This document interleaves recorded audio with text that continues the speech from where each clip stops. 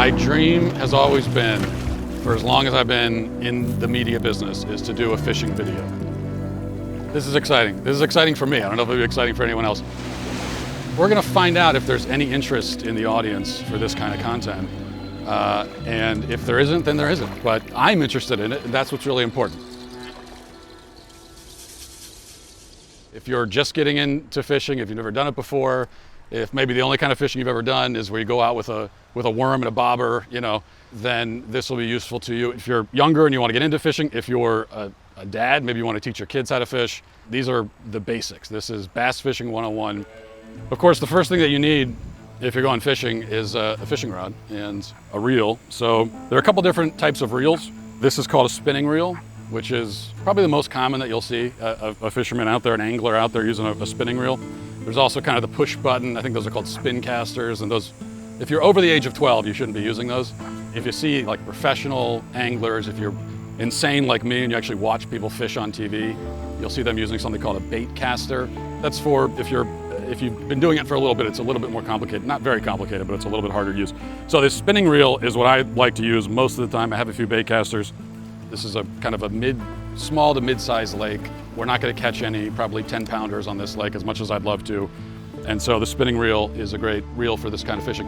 We also have about a 6.5 foot rod here. And with bass fishing, you wanna be about 6 feet to 8 feet at the absolute most for the size of the rod. If you go to Bass Pro and you see these massive rods that are, that's what she said, that are 9 to 10 feet, that's like if you're going to catch sharks in salt water. But if you're doing just this kind of fishing, really, you don't need to go above 7.5, I don't think. And with rods, you've got kind of light rods, medium rods, heavy rods. It's a very light rod, and because there's a lot, it's very bendable, as you can see. And I like that because there's more sensitivity to it. You can tell when you have a fish on. What else do you need? You're gonna need your hooks. If you go to a tackle shop, you're gonna see 1-0, 2-0. That's 1/0, 2/0, 3/0, 4/0 hooks. All the hooks that I have in my little compartment here are 3, 4, 5/0 hooks. This is the kind of hook that I'm gonna be using. This is a 4/0, which for bass fishing is kind of a bigger hook. I like the big hooks, I cannot lie. Now again, if you're going saltwater, then the hooks are a lot bigger, but for bass fishing, this is kind of on the bigger side. I like the bigger hooks. And I also usually use weight. Now, one of the things that you want to look at when you come out are the conditions. So right now, there's a little bit of a breeze and there's a little bit of a current. And so I'm gonna use a slightly heavier weight because when I throw the bait out, I want that bait to go vertical. And if you don't have weight, or if it's a smaller weight, then it'll drift, horizontally. We want that vertical motion. And so for me, in my world, this weight is what I would consider a bigger weight, even though it's only about 1/4 ounce.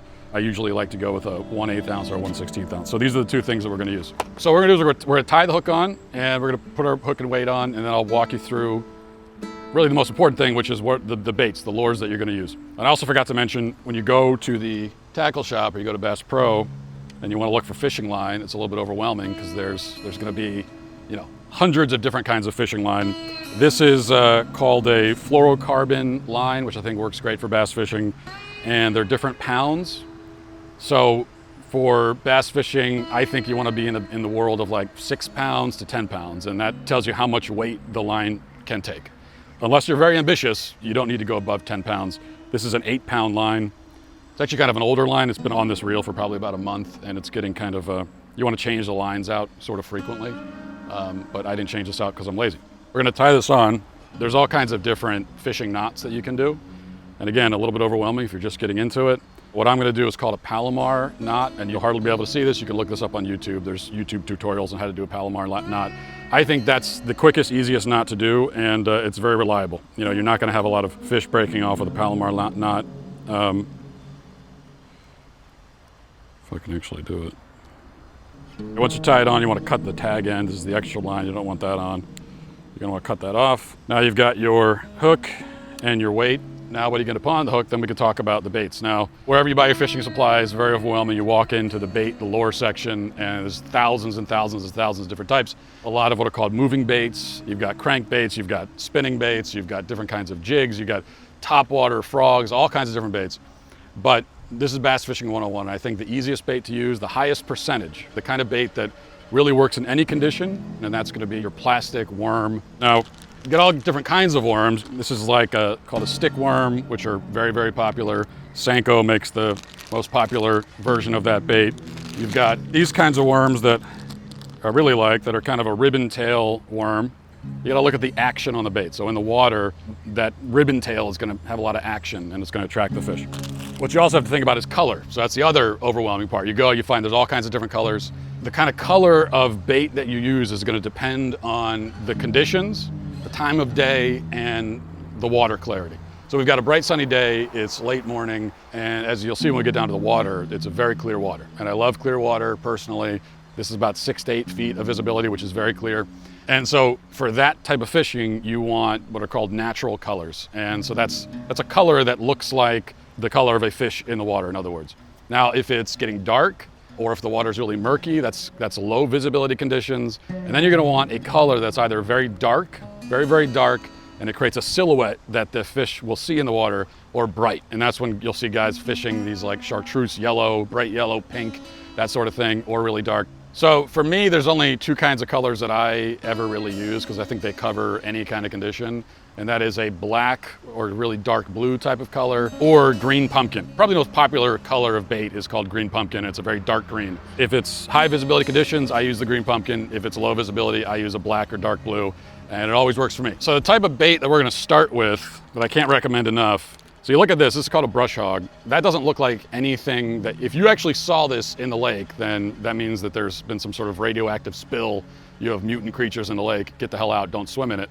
This does not look like anything that a fish would actually eat, but that's fine because fish are very stupid and they're instinctive and they're reacting to color and they're reacting to movement. They're not thinking to themselves, oh, that doesn't look like something I would eat. They're reacting to movement and color. What I like about it is it's got a lot of movement. You know, it's got all the kinds of different parts of it that move. There's a lot of action in the water, and so that's gonna trigger it. So for the bass and their head, to the extent that they have a brain at all, when they see this, they see a bait fish, they see like a panfish, a bluegill, they might see a crayfish, they could see it as a frog. I mean, in their heads, they see anything because it's got the color and it's got the movement. So I love these things, I use these all the time. I'll show you how we put this on. Again, Bass Fishing 101, there's a lot of different ways to do this, but the most common and the easiest and most effective, I think, is called the Texas rig. You're gonna take the bait, you're gonna put it in on the tip of the hook here, you're gonna drag it around like that, okay? So you see what we got. And now you're gonna put this part of the bait into the hook, and you're gonna bury the hook in the bait. So you can see that. It's a very flat, very straight across presentation. The hook is not coming out. The hook is buried in this bait, you see. And that's gonna make it relatively weedless. And that means that you can fish it in the weeds, in grass, around lily pads, and it won't get stuck. If you have the hook hanging out, that's gonna limit where you can fish it because the hook will get stuck on rocks and logs and sticks and everything, all the muck underneath. 2 other things you need if you're gonna go out bass fishing. One is you need something to cut line with, and I always have, this is a Civivi, I think. I carry this everywhere I go all the time, but especially when I'm fishing. So either you got a pocket knife, or you could use little scissors, or even sometimes you see guys with nail clippers. And the second thing that you absolutely need, and it's kind of irresponsible to not have when you're fishing, are pliers. Because what you're gonna find sometimes is that you get a fish on, and if they swallow it, then that hook is gonna be hooked. It's gut hooked. The hook is hooked deep down in their throat, basically in their guts. If you don't have pliers to get that hook out, then you gotta cut the line and throw the fish back with the hook caught in its guts, and it'll die. And we don't want to do that. We don't want to kill the fish for no reason. So always have something to cut the line, always have pliers. So we'll walk down. I got this all ready to go. I'm going to take a couple other types of worms with us, so if this isn't working, we can switch it out. Find something that you're confident in, something you think will work. Go out there, start fishing, and then you adjust as you go. So let's head down to the water. So now we're down to the water. I've got my GoPro on. I'm a real YouTuber now. Mom, I've finally made it. One thing you gotta keep in mind when you're fishing, okay, this is one of the basic rules of fishing, is that 90% of the fish will be in 10% of the lake. And what that means is that when you look out at the water, most of those spots aren't holding any fish. Okay, the fish like to relate to certain areas of the lake. They like to be in certain areas.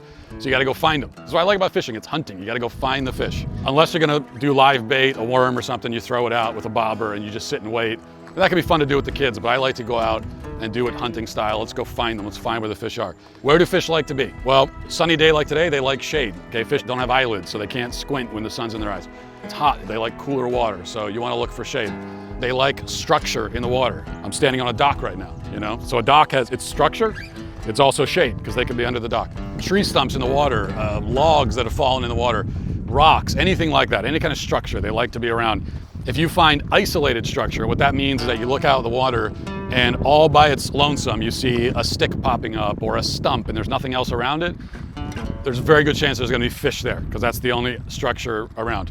They also like vegetation, because vegetation has bugs and that brings smaller fish. They're gonna be looking for the bigger fish, you're eating the smaller fish. Vegetation oxygenates the water, and there's also shade. And so I'm looking around, what vegetation do I see? I see right over there, there's some grass. And I also know, because I know this lake, that there's all along here, there's underwater vegetation. Now, if you really get into it and you start researching before you go to a body of water, you get a topographical map, you find out what's happening underneath the surface of the water, which maybe you don't feel like putting that kind of energy into it. I understand. I'm an insane fisherman, so I like to get the topographical maps. So I know that there's an underwater creek channel about 20 feet that way. The fish like to be in that, so it's kind of like a divot in the ground and they like to hang out there. I'm not on a boat right now, so I only can access so much of this lake. So we'll just start fishing and see what we can find. I know what spots I'm sort of targeting, but then you just gotta go. How do you operate one of these? This is, again, this is a spinning reel. You wanna hold the line with your finger like this, and then you flip, this is called the bail, you flip the bail, hold that line with your finger, and then as you're casting it, you let go of the line. Once the bait hits the water, you flip the bail back. I'm gonna cast it, flip the bail. One thing you can do, let it hit the bottom, and then you're gonna drag it along the bottom like this. I'm already hung up on something. You reel up the slack and you drag it on the bottom, and that's a good way to target fish that might be feeding off of the bottom. I've already caught something. Look, my first catch. Little clam here. You can't say that I didn't catch something. I did catch something. So there we go. More than 90% of Americans don't get enough fruits, vegetables, and fiber in their diet. We're all basically walking nutritional disasters. That's where Balance of Nature supplements come in. These aren't your typical synthetic vitamins with names you can't pronounce. We're talking about 47 whole ingredients, 16 fruits, 15 vegetables, plus spices and fibers. Real stuff like wild blueberries, kale, turmeric, and mushrooms. I've taken the fruits and veggie supplements for a while now. Honestly, it's nice knowing that I'm getting that variety without having to turn my kitchen into a produce section. Especially handy to have while traveling as well. Plus, their fiber and spice blend is the only supplement on the market combining 12 spices with 4 whole fibers. Look, I'm not saying this replaces eating actual vegetables. I'm not a monster. I would never suggest such a thing. But when life gets crazy and your diet consists mainly of whatever doesn't require cooking, well, it's nice knowing you're still getting healthy ingredients with Balance of Nature. They're vegan, kosher, gluten-free, and made with zero artificial anything. Just nature doing what nature does best. Go to balanceofnature.com. Use promo code Walsh for 35% off your first order to preferred customer. Plus, get a free bottle of fiber and spice. That's balanceofnature.com, promo code Walsh.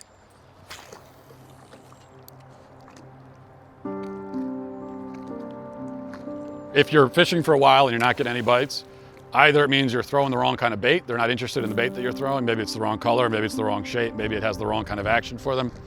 It either means that or it means you're just in the wrong spot. And if you're confident in the bait, and I'm pretty confident in this bait, and I'm very confident in the color for these conditions, so I know I'm not gonna change the color up. So if I'm not getting any bites after a while, it just means I'm in the wrong spot. There's no fish around here. Or if they're here, they're not hungry. If we catch something, I'll be able to show you this, but we've covered everything to get us to this point. Then what happens if you get a fish on? How do you know that you have a fish on your hook, especially if there's no bobber? You're doing traditional bobber fishing, you see the bobber goes down, you know you have a fish. How do you know if you don't have the bobber? Well, there's 2 ways to know. One is you'll be able to feel it. You're gonna feel not just a tug, but you're gonna feel something taking the line and moving it. And you're gonna watch the line. You wanna see the line. Can you see the line move? Now, the moment you feel the first tug, you wanna wait. You wanna have some patience, because you wanna get the fish to get the bait into its mouth and move with it. And as soon as that happens, you're gonna do what's called set the hook. Setting the hook is really important. And people that fish and are just getting into it, or kind of amateurs, you'll see them, they get a fish on and they just start reeling right away. You don't wanna do that, because you're gonna rip the hook out of the fish's mouth. So when I know I have a fish on, I'm gonna reel down. Oh, was that one? Might have been one. I'm gonna reel down the slack if I have a fish on. Actually, there is a fish right there. You're gonna reel down the slack so you have a tight line. Always keep the line tight. And then you're gonna come up like this. You're basically gonna bring, and you're gonna do it a lot more violently than that. Very hard. You're gonna bring the rod up to about 12 o'clock position. That's the fun part. Okay, now you have the fish hooked, right? Now you gotta reel it in. But the thing is, you're actually not reeling the fish in, you're pulling the fish in, okay? Again, if you're kind of an amateur, when you're bringing the fish in, all you're doing is you're doing it all with the reel, and you're just reeling it like this. And what's gonna happen is you're gonna lose a lot of fish that way, because as you're reeling, it's making the hook kind of jolt around in the fish's mouth, and it might come out. So what you're actually gonna do to reel it in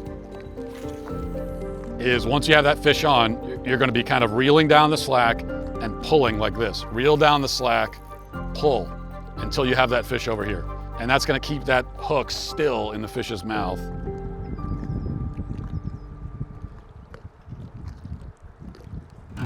Okay, so I've hit this part of the area pretty thoroughly, so I'm pretty confident there are no hungry bass in this little area here. Oh, that's another bite. Yeah, there's one there. Now, fish will bite for different reasons. You get what's called a reaction bite, and that's the instinctive, just they see it move and they grab it. You'll get a defensive bite. Defensive bites, particularly if it's during the spawn and the fish are on beds and they're spawning, and you drag that bait across a bed, then they're gonna attack the bait, like they're defending their eggs, defending the bed. And then the best bite that you could possibly get is they're actually hungry, and they're out hunting themselves for something. But the kind of bite I'm getting right now, I'd say, is probably more of a reaction bite or just pure curiosity. You know, fish don't have hands, so they're exploring the world, they're trying to figure out what something is, and they're just sort of nibbling on it. You throw it back, catch and release, or do you cook it? I'm catch and release, and so, yeah, there are a lot of people who say, well, that's the point. You're just out here fishing all day, you catch fish, you throw them back. And I think that the point is the act itself. That's what I like about it. What's the point of anything? Not everything you do has to bring about some immediate, tangible benefit. Now, you're also learning a valuable skill, so this is a real skill. This is one of the reasons why we have human civilization, is fishing. That human beings thousands of years ago figured out how to do some version of this, and we wouldn't have human civilization without it. You know, if the crap ever hits the fan and human society falls apart, well, put me on a body of water, give me some fishing tackle, I could probably bring in a fish. So I know that's a skill that I have. And the benefits of fishing are, you know, enjoyment. As I said, you learn patience. You're out in nature. See all the life. That's the other thing too, is that when you're fishing, you want to look for signs of life, especially if you're having a hard time and not catching anything. So you're looking for signs of life, and that's really anything. That's obviously, if you see fish in the water, that's a good sign. You want to fish around there. Do you see birds? You see like waterfowl? Do you see frogs, turtles, anything? The more active the lake is, the more that you can see going on the surface and around it, then the more likely it is to hold the kind of fish that you're after. It's just important to have hobbies too as a man, and I think in particular as a father, something you can do with your children and pass on to them. I got into it probably when I was about 30, maybe a little younger, maybe 27, 28. So I've been fishing for 10, 12, 13 years because I wanted to have some kind of actual hobby aside from, because if you don't have a hobby, then what do you end up doing these days? You end up just all your free time, you're sitting around staring at a screen, and I don't want that kind of life. I mean, I'm glad you're staring at a screen right now, but you should have more, there should be more going on in your life than that. Now all my kids know how to fish. In fact, just before we started filming this, my 12-year-old daughter, because I told her we were filming some fishing thing, she wanted me to make sure I tell the audience that she is a very good fisher, and she's the best in the family aside from me. Okay, so we tried off the dock a little bit, and you're limited. You can only hit so many spots from the dock. Haven't been able to get any fish to commit. So now you gotta get on the move. You gotta go look for them. So I'm gonna get into the water and just walk. Now I know that there's a little cove, and we can't go all the way to the cove, but over there's some vegetation, and as you enter into the cove, that's a spot where fish might hang out. So I'm gonna get into the water. I'm just gonna walk over there, see if we can find one.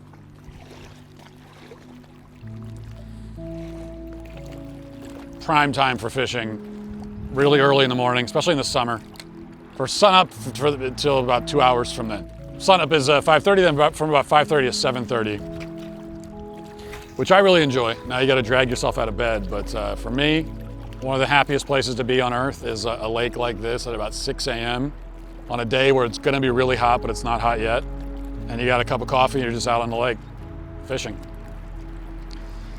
And then to about In my experience, about an hour, 90 minutes to an hour before sundown. So if sundown is 8:30, then prime time starts again at about 7. That's when I've caught my biggest fish actually this summer, is about 7 to 7:30. Because things are cooling down. You've got the sun's going down, you've got more shade.